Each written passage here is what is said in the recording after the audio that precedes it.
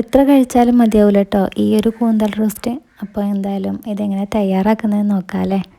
അപ്പോൾ വൃത്തിയാക്കിയെടുത്ത കൂന്തലുണ്ടല്ലോ, അതൊന്ന് ചെറുതായി കട്ട് ചെയ്ത ശേഷം ഒന്നുകൂടെ കഴുകി വെള്ളത്തിൽ നിന്ന് ഊറ്റിയെടുത്തിട്ടുണ്ട് കേട്ടോ. ഇതിലേക്ക് 1/2 ടീസ്പൂൺ മഞ്ഞൾപ്പൊടി, 1 ടീസ്പൂൺ മുളക് പൊടി, 1 ടീസ്പൂൺ മല്ലിപ്പൊടി, 1/4 ടീസ്പൂൺ കുരുമുളക് പൊടി, 1/4 ടീസ്പൂൺ ഉപ്പ് കൂടെ ചേർത്തിട്ടുണ്ട്. എന്നിട്ട് നന്നായി ഒന്ന് കൈ വെച്ച് കുഴച്ചെടുക്കാം കേട്ടോ. അപ്പോൾ എത്രയാണോ നമ്മളിപ്പോൾ കൂന്തൽ എടുക്കുന്നത് അപ്പോൾ അതിനനുസരിച്ചുള്ള അതിലേക്ക് ആവശ്യമായിട്ടുള്ള ഉപ്പ് ചേർത്ത് കൊടുക്കുക കേട്ടോ. പിന്നെ എരിവ് അധികം വേണമെന്നുണ്ടെങ്കിൽ കുറച്ചുകൂടെ മുളക് പൊടിയോ അല്ലെങ്കിൽ കുരുമുളക് പൊടിയോ ചേർത്ത് കൊടുക്കാം. ഇതിപ്പോൾ അത്യാവശ്യം എരിവുണ്ട് കേട്ടോ, അത്യാവശ്യം സ്പൈസി ആയിട്ടാണ് നമ്മൾ ഉണ്ടാക്കുന്നത്. എന്നിട്ട് ഇതിൽ വെള്ളമൊന്നും ചേർത്ത് കൊടുക്കുന്നില്ല, ഇങ്ങനെ തന്നെ അടച്ച് വെച്ചിട്ട് വേവിച്ചെടുക്കുകയാണ് ചെയ്യുന്നത്. അപ്പോൾ ഇത് വേവുമ്പോഴേക്കിനും മറ്റേ അടുപ്പത്ത് ഉള്ളിയൊക്കെ വഴറ്റിയെടുക്കാമെന്ന് വിചാരിച്ചു. അപ്പോൾ എന്തായാലും ഒരു പാൻ അടുപ്പത്ത് വെച്ചിട്ട് പാൻ നന്നായി ചൂടായതിന് ശേഷം അതിലേക്ക് ആവശ്യമായിട്ടുള്ള വെളിച്ചെണ്ണ ഒഴിച്ചു കൊടുത്തിട്ടുണ്ട്. എന്നിട്ട് വലിയ ജീരകമാണ് കേട്ടോ ഇതിലേക്ക് ഇട്ട് കൊടുത്തിട്ടുള്ളത്. 1/2 ടീസ്പൂൺ വലിയ ജീരകം ഇട്ടിട്ടുണ്ട്. ഇതിലേക്ക് ഒരു 1/4 ടീസ്പൂണോളം ഉലുവ കൂടെ ചേർത്ത് കൊടുക്കുന്നുണ്ട് കേട്ടോ.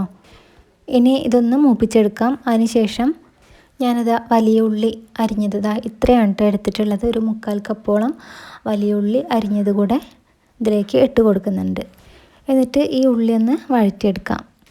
അപ്പോൾ ഉള്ളി വെന്ത് വന്നിട്ടുണ്ട് കേട്ടോ. ഇനി ഇതിലേക്ക് ഇഞ്ചി വെളുത്തുള്ളി നല്ല പോലെ ചതച്ചതാണ് അതുകൂടെ ഇതിലേക്ക് ഇട്ട് കൊടുത്തിട്ട് നന്നായിട്ടൊന്നും കൂടെ വഴറ്റിയെടുക്കാം. അപ്പോൾ നേരത്തെ അടുപ്പത്ത് വെച്ച കൂന്തൽ എന്തായി നോക്കാം കേട്ടോ. അപ്പോൾ അത് കണ്ടോ നന്നായി വെട്ടി തിളക്കിയുണ്ട്. ഇതിൽ തുള്ളി പോലും വെള്ളം ഒഴിച്ചിട്ടില്ല, ആ ഒരു കൂന്തലിലുള്ള വെള്ളം തന്നെയാണ് കേട്ടോ. അപ്പോൾ ഇനി ഈ കൂന്തലിലുള്ള വെള്ളമൊക്കെ ഒന്ന് വറ്റുന്നത് വരെ തീയൊന്ന് ഹൈ ഫ്ലെയിമിലാക്കി വെച്ചിട്ടുണ്ട്. അപ്പോൾ നല്ല പോലെ വെള്ളം വറ്റിയതിന് ശേഷം മാത്രം തീ ഓഫാക്കാം.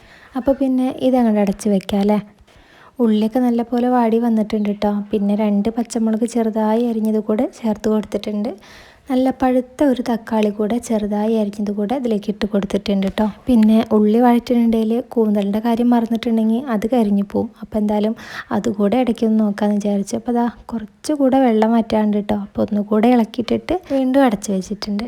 തക്കാളി ഇപ്പം നേരെ ഇട്ട് കൊടുത്തിട്ടല്ലേ ഉള്ളൂ. അപ്പോൾ എന്തായാലും തക്കാളി വെന്ത് വരുന്നുള്ളൂ.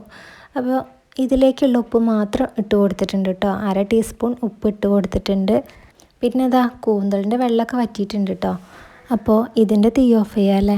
ഇനി മസാലയുടെ പണി കഴിഞ്ഞിട്ടില്ലല്ലോ. അപ്പോൾ അതിലേക്കുള്ള കുറച്ച് കാശ്മീരി മുളക് പൊടി ഇട്ട് കൊടുത്തിട്ടുണ്ട്. 1/2 ടീസ്പൂൺ കാശ്മീരി മുളക് പൊടി, 1/2 ടീസ്പൂൺ കുരുമുളക് പൊടി കൂടെ ഇട്ട് കൊടുത്തിട്ടുണ്ട്. പിന്നെ ഒന്നും നോക്കണ്ട, വേവിച്ച് വെച്ച കൂന്തൽ നേരെ അതിലേക്ക് അങ്ങോട്ട് ഇട്ട് നല്ല പോലെ ഒന്ന് ഇളക്കി മിക്സ് ചെയ്ത് കൊടുക്കാം.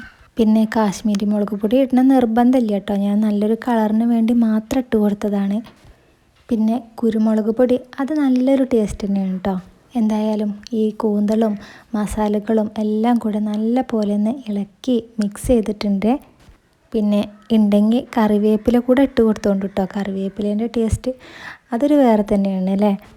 അപ്പോൾ അത്യാവശ്യം എരിവോട് കൂടിയ നല്ല ചൂടുള്ള കൂന്തൽ റോസ്റ്റ് റെഡി ആയിട്ടുണ്ട് കേട്ടോ.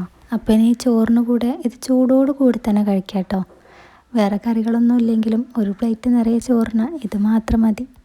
അപ്പോൾ ശരി, വീഡിയോ ഇഷ്ടപ്പെടുന്നെങ്കിൽ ലൈക്ക് ചെയ്യാനും സബ്സ്ക്രൈബ് കൂടെ ചെയ്ത് സപ്പോർട്ട് ചെയ്യണേ. അപ്പോൾ ഇനി മറ്റൊരു വീഡിയോയിൽ കാണാം.